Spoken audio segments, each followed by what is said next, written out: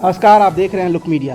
कल प्रदेश के मुख्यमंत्री योगी आदित्यनाथ झांसी के दौरे पे थे, जहां उन्होंने महारानी लक्ष्मीबाई मेडिकल कॉलेज का दौरा किया और जब वो प्रशासनिक अधिकारियों और जनप्रतिनिधियों से बातचीत कर रहे थे, उसी समय जूनियर रेजिडेंट डॉक्टर एसोसिएशन ने उन्हें अपना ज्ञापन देने की कोशिश की और उनसे मिलने की कोशिश की, पर पुलिस ने उन्हें ऐसा करने से रोक लिया और इस दौरान पुलिस ने डॉक्टरों के साथ धक्का मुक्की भी की। एक तरफ तो सरकार इन्हें कोरोना योद्धा कहती है, इनका सम्मान करने के लिए जनता को कहती है, और दूसरी ओर खुद सरकार की पुलिस ही डॉक्टरों से इस प्रकार का दुर्व्यवहार कर रही है। इस मामले में हमने बात की junior resident doctor association JUDA के अध्यक्ष डॉक्टर हरदीप जोगी से। तो डॉक्टर हरदीप जोगी, आज आप जब ज्ञापन देने गए तो आपके साथ क्या हुआ था?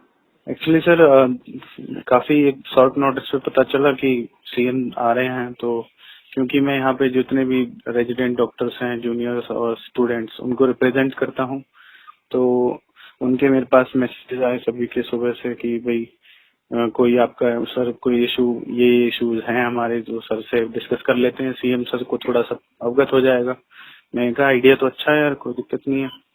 और फिर मैंने वहाँ सुबह ही लेटर टाइप किया कि जो 3 पॉइंट्स मैंने रखे उसमें ये था कि जो हॉस्टल्स की कमी पड़ रही है थोड़ी बहुत, वो मेडिकल हॉस्टल कम पड़ रहे हैं कमरे, तो उनमें बाहर रहते हैं बच्चे, तो मैंने सोचा कि सीएम आए हैं तो जल्दी से उसका सोल्यूशन जल्दी हो जाएगा।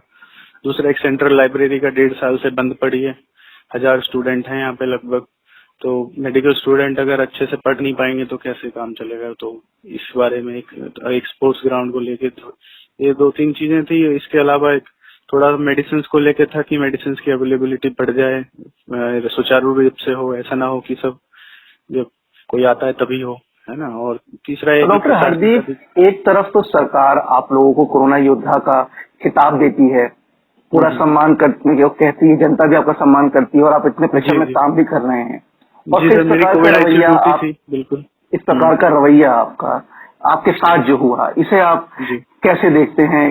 क्या कहना चाहते हैं सरकार को या प्रशासन को?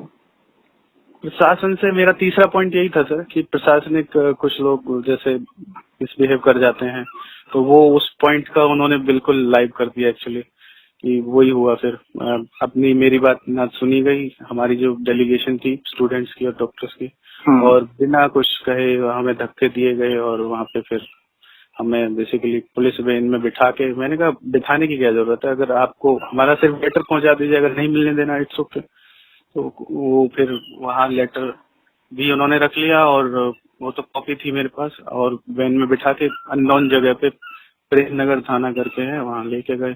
कितने देर की नजरबंद किया गया था आपको? देखिए, उन्होंने थाने में ऐसा कुछ बंद नहीं किया था, कमरे में हमें बिठा दिया था, 3-4 जो हम स्टूडेंट्स थे, डॉक्टर्स थे, और वहाँ पे हमें लगभग 3-3 घंटे, जब तक सीएम थे शायद, जब तक वहीं रखा। तो हमने अब कॉल आप मैसेजेस किए, परंतु किसी से कांटेक्ट हो नहीं पा रहा था। तो जूडा के अध्यक्ष के तौर पे अब आगे आपकी क्या योजना? आप इस मुद्दे को और आगे मुख्यमंत्री तक पहुंचाएंगे या फिर अभी आपके लिए आप इसको बंद कर रहे हैं?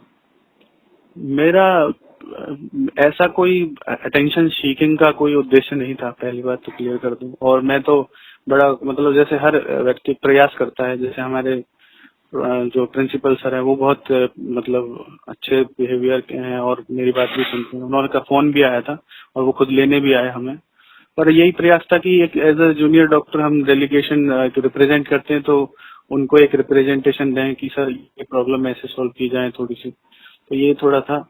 और एज ए जुड़ा अध्यक्ष मैं इसमें ये देखता हूँ कि डॉक्टर से कैसे मिसबिहेव हुआ, उसमें मेरा ही एग्जाम्पल बन गया, वो एक अलग चीज है, परंतु ये सच्चाई है जो वो निकल के आई है, उसमें कोई दोहराया नहीं है।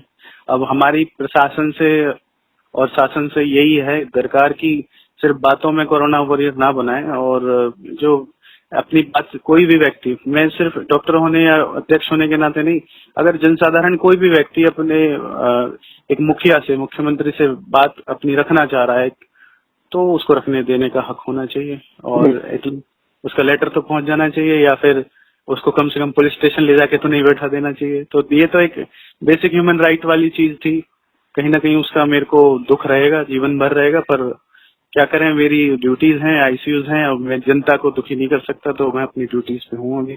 बिल्कुल, आपके मानवीय अधिकारों का हनन हुआ, ये हम मानते हैं और लुक मीडिया के साथ है। अब ये है कि अब ड्यूटीज तो करनी है, और मैं अब कुछ मेरे साथी लोग बड़े रोष में थे इस चीज को लेके।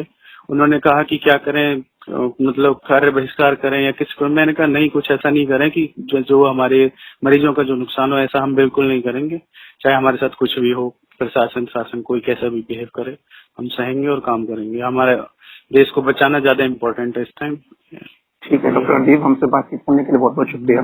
फिर बाद में डीएम और प्रिंसिपल सर ने मीटिंग की, इश्यूज सॉल्व भी किए और एश्योरेंस दिलाई अभी कि जो भी वहाँ थे जिन्होंने बदतमीजी की उनको वो अपने पर्सनल मतलब तरीके से देखेंगे और अश्योर किया है। तो वी आर होपिंग पूरी फेडरेशन जो है इंडिया की कि एक्शन हो, जो भी हो, एटलीस्ट एक पब्लिक अपॉलॉजी तो हो कि लोग मतलब फिर वो नहीं रहता ना एक मतलब मोमेंटम जो होता है कि कार्य करने का, कि हमारे जोश वो गायब हो जाता है अगर ऐसी सिचुएशंस अगर ऐसे डील करते हैं तो। बिल्कुल।